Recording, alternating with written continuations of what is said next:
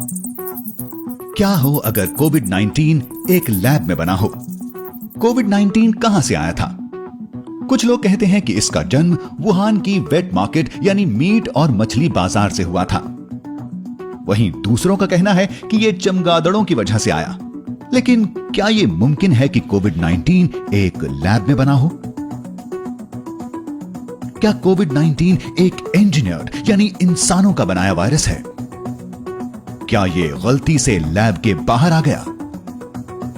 आप देख रहे हैं क्या हो अगर, और यह है क्या हो अगर कोविड-19 एक लैब में बना हो।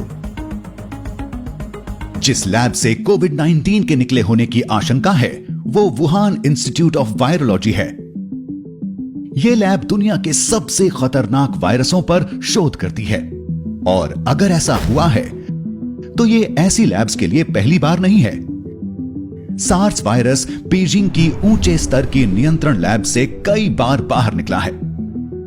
लेकिन क्या यह लैब वाकई वो जगह है जहां से कोविड-19 आया है?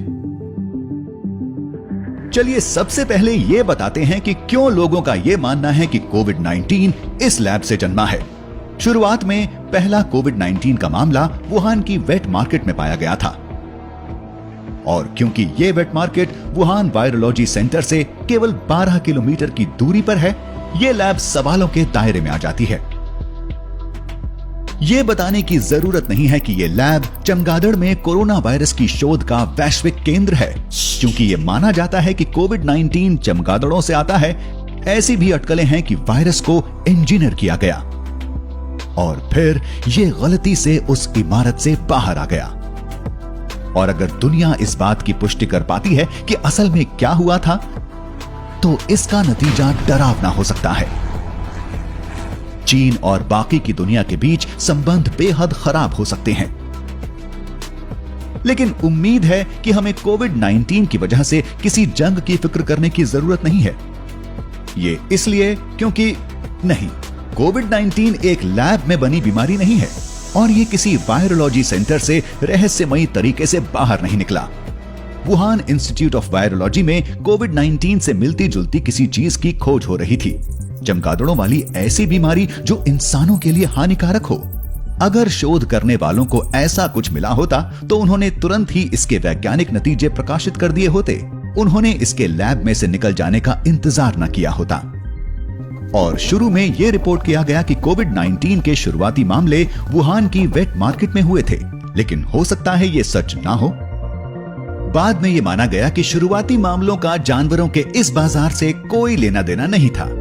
तो हो सकता है कि वुहान के बाहर कोई वायरस के संपर्क में आया और उसे जानवरों के बाजार तक ले आया, जहां से इस वायरस का फैलना आसान रहा होगा। लेकिन इसका यह मतलब नहीं हुआ कि इनमें से कुछ भी जानबूझकर किया गया होगा।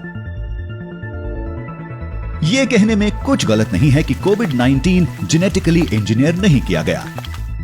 अगर ऐसा होता तो जीनोम डेटा में हेरफेर के संकेत पाए जाते, और दुनिया भर के हजारों वैज्ञानिकों ने वायरस के जीनोम को देखा है और उसमें इंजीनियरिंग का कोई सबूत नहीं मिला है।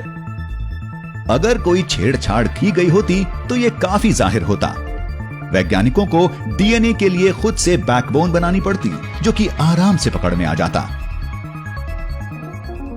न केवल इतना, बल्कि ऐसा वायरस बनाना जो कि बीमारी फैला सके, यह लगभग नामुमकिन है। और ऐसा इसलिए कि वैज्ञानिकों को इसकी ज्यादा जानकारी नहीं है कि एक वायरस को रोगजनक क्या बनाता है, और वायरस पेचीदा होते हैं।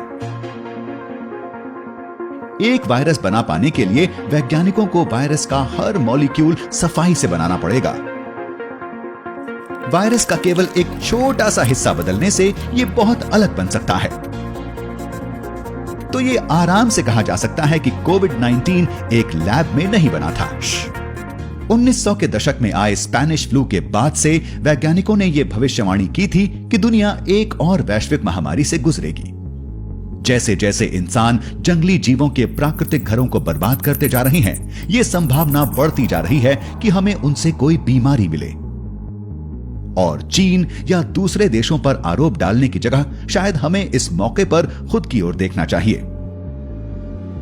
शायद देशों को इससे खुद को यह याद दिलाना चाहिए कि जन स्वास्थ्य, ज्यादा अस्पताल वैतनिक अवकाश और जंगली जीवन पर निवेश करना जरूरी है, क्योंकि जिस तरह से दुनिया चल रही है, वैश्विक महामारियों को टाला नहीं जा सकता।